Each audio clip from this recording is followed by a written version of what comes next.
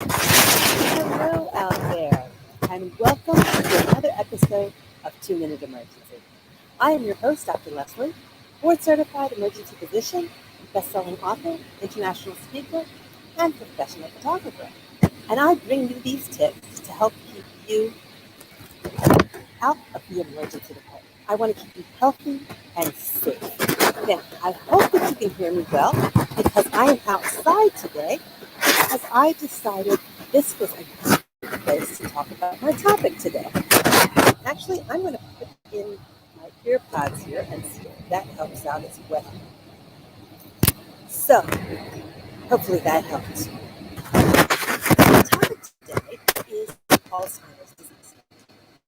Aware, but this is National Alzheimer's Month.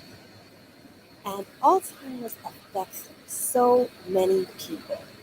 It affects not only the patient that has the disease, but their family members, their friends. It affects an entire community. So what is Alzheimer's? So Alzheimer's is lumped to many diseases that affect dementia. So dementia is progressive memory loss, as well as the inability to function normal daily activities due to changes in the brain. Now, what are these changes? Well, with Alzheimer's, literally the brain shrinks and the brain cells start to die. Now, that's simplistic because there are other things involved. It involves a protein called amyloid, and that amyloid causes plaques that encase the brain cells. There's another protein called tau, and tau forms tangles within the brain cells themselves, and therefore all of the communications that are normally happening in the brain can get disrupted. Now, there are 5.8 million Americans that are affected with Alzheimer's. 5.8 million. And of those, that's just taking those ages 65 and older. Now, of those, 80% are 75 years and older. So, can you imagine going out, taking a walk in your neighborhood, and all of a sudden, you don't know where you are. You can't figure out, and you're still in your neighborhood, but you don't even recognize anything else around you. Can you imagine how horrifying that is? So, this is one of the things that happens with Alzheimer's.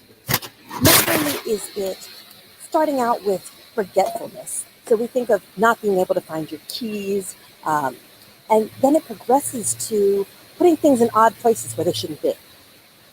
I'm sure you've heard stories about someone who puts their keys in the refrigerator or puts their milk in their laundry basket. Any sorts of things, just not where things are supposed to be, can be very confusing. And it starts out with simple things like having difficulty remembering what you were saying or forgetting a conversation. And not only forgetting it, but then not remembering it later. And in the beginning, most people are aware that they're having memory difficulty. As the disease progresses, they are no longer aware of the symptoms that they're having. So that's what makes it difficult. Now, imagine if you're a patient going through this. You start to feel all sorts of other things. You start having depression. You get confusion, you become irritable. And in the later stages, people even become delusional. They start to have distrust even for their own family members. All sorts of things because the brain and all of the brain cells are being affected. So think about other things such as not being able to multitask. Now, we live our lives multitasking all the time. At least I know I do. And there are plenty of times when I forget where my keys are. I mean, trust me, I misplace my keys. I think about, okay, where did I last have them?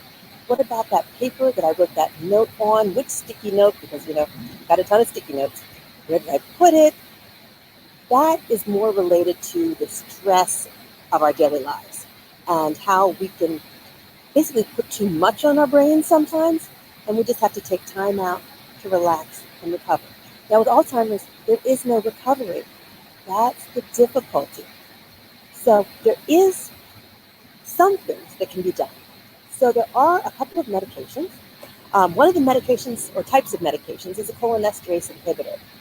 And particularly, they help to work with the chemicals, they help to preserve the chemicals in the brain that become depleted.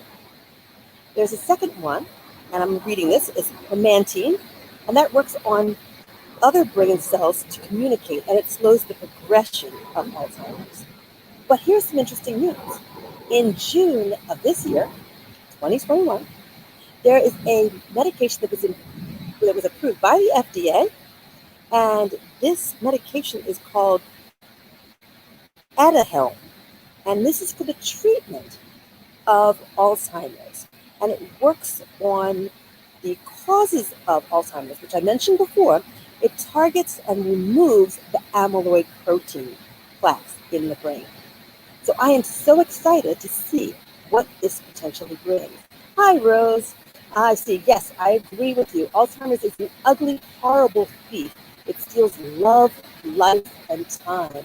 And that is so true.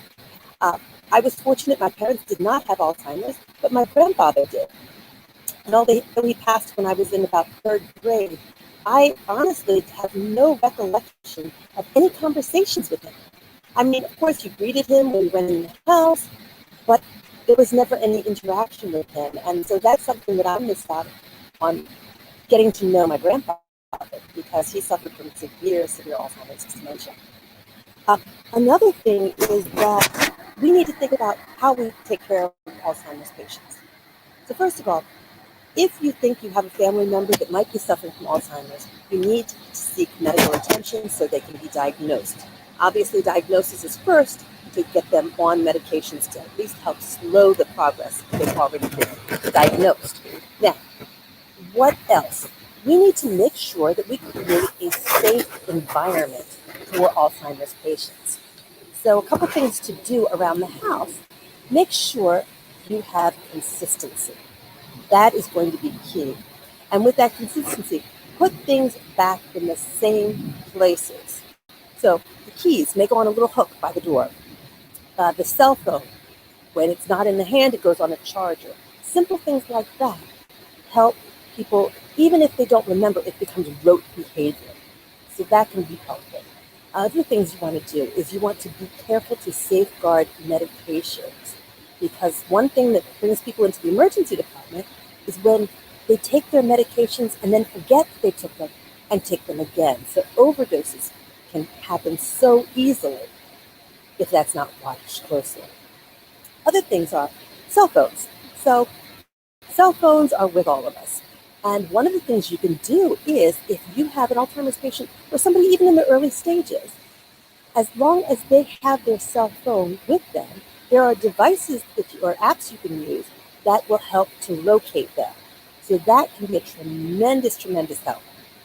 Other things you can do, you want to make sure that they attend their regular appointments, and that you have people to watch over them when it gets to the severe states.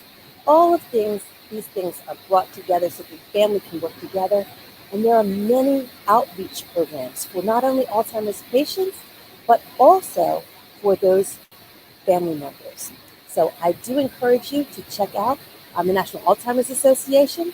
You might find some great information there. And for all of those family members that are dealing with Alzheimer's patients, I pray for you, and I wish you all the best along with Alzheimer's patients. And I really hope that as new medications come along, that we are able to cure Alzheimer's, or better yet, prevent it from happening in the first place. So I hope this 2-minute emergency was helpful for you. And I want you to remember that this is National Alzheimer's Month. And this is Dr. Leslie, your board-certified emergency physician, best-selling author, international speaker, and professional photographer. And I bring you these 2-minute emergencies to help you be healthy, safe, and out of the emergency department. Until next time, take care, be safe, and be healthy.